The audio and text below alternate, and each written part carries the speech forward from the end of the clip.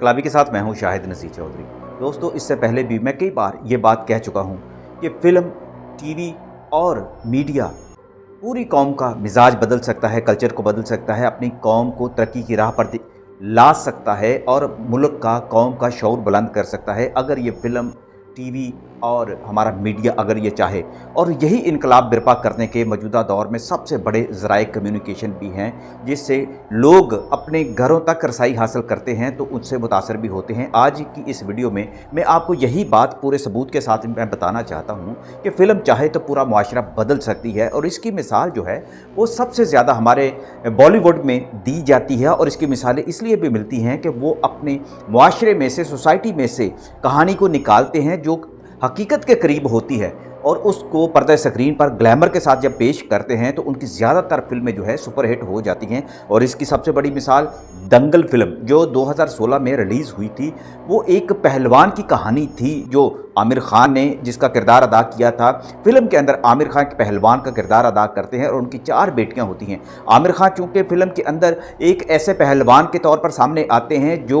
बहुत सारे मुकाबले जीतता है, लेकिन उसका बेटा नहीं पैदा होता और उसकी बेटियां होती हैं, और वो कहते हैं कि उनकी नस्ल में अब पहलवानी कैसे आगे जो है परवान चढ़ेगी। तो आमिर खान का ये जो दुख था, उनकी 4 बेटियां जो हैं वो उठा लेती हैं और अपने बाप को बेटा बनकर दिखाती हैं और पहलवान बनकर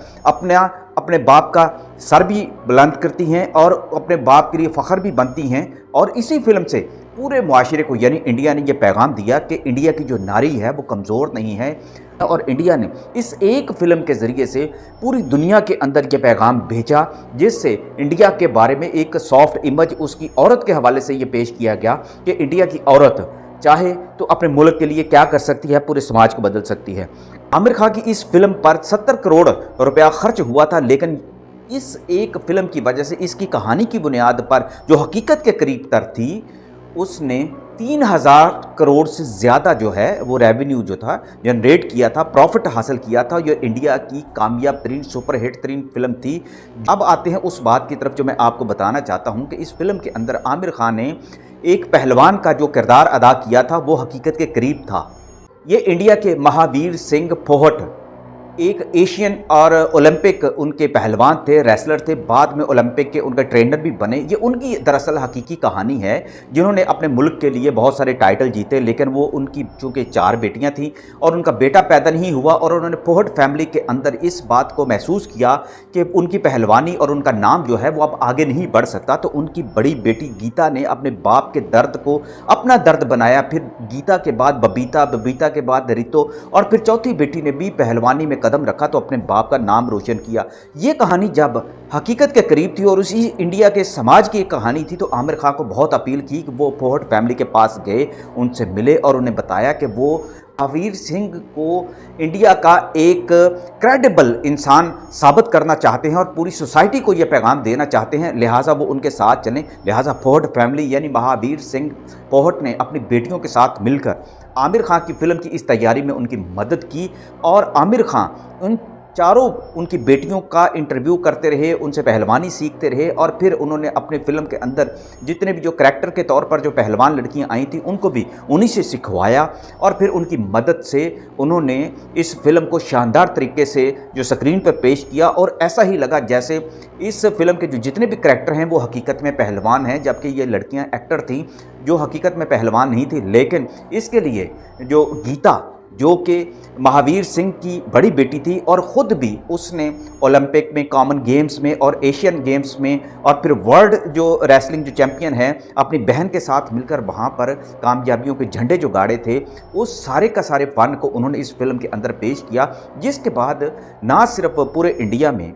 एक बदलाव को महसूस किया गया और ख़वातीन की जो रेसलिंग है उसको प्रमोट बहुत ज़्यादा किया गया। आपको मैं बताता चलूँ कि गीता जो थी, जिसकी वजह से ये फिल्म बुनियादी तौर पर बन पाई थी, वो इंडिया की पहली गोल्ड मेडल लाने वाली लड़की थी जिसने रेसलिंग के मैदान में कॉमनवेल्थ की और उसके बाद ओलंपिक में इंडिया का नाम रोशन किया था। उसके बाद उनकी बहन जो बबीता है, उसने वर्ल्ड रेसलिंग में इंडिया का नाम जो है आगे लेकर गई थी। तो उनके लिए ये मिसाल बन गई जो पूरे मुआशरे को, पूरे इंडिया को और इंडिया की लड़कियों को उनकी मिसाल जो है वो पेश की गई। तो उसके बाद इंडिया में आज ये रुझान है कि हर दूसरे तीसरे घर के अंदर से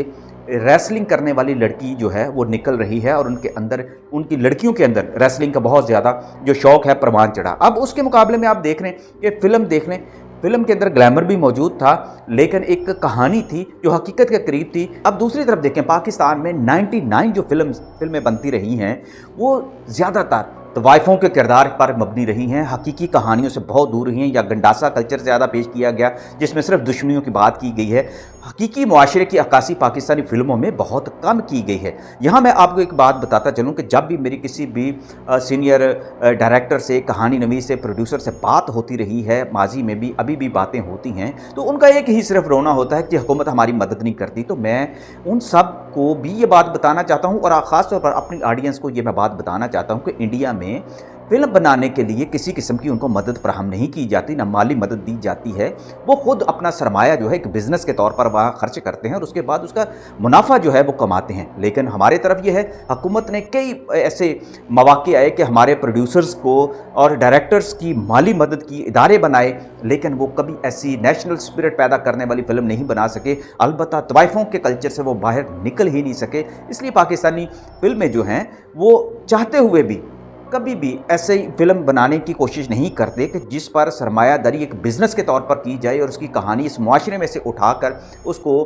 आवाम के सामने पेश किया जाए। ग्लैमर तो उसमें डेफिनेट होगा फिल्म जब बनेगी, लेकिन कहानी इतनी मजबूत, उसकी डायरेक्शन इतनी मजबूत और उसकी फोटोग्राफी जो सिनेमाग्राफी जो है वो इतनी मजबूत होगी, एडिटिंग में कमाल होगा, म्यूज़िक भी अच्छा होगा, तो वो फिल्म कामयाब हो सकती है। लेकिन हमारे यहाँ टैलेंट होने के बावजूद भी टैलेंट की जो नीयत है ना वो ठीक नहीं रहती, जिसकी वजह से पाकिस्तान की जो फिल्म इंडस्ट्री है वो अभी तक दलदल में से नहीं निकल सकी, ना गंद में से बाहर निकल सकी है, ना ही इसको बिजनेस बनाया गया है। जबकि हुकूमत ने पाकिस्तान की फिल्म इंडस्ट्री को अब बाकायदा इंडस्ट्री का दर्जा दे दिया है और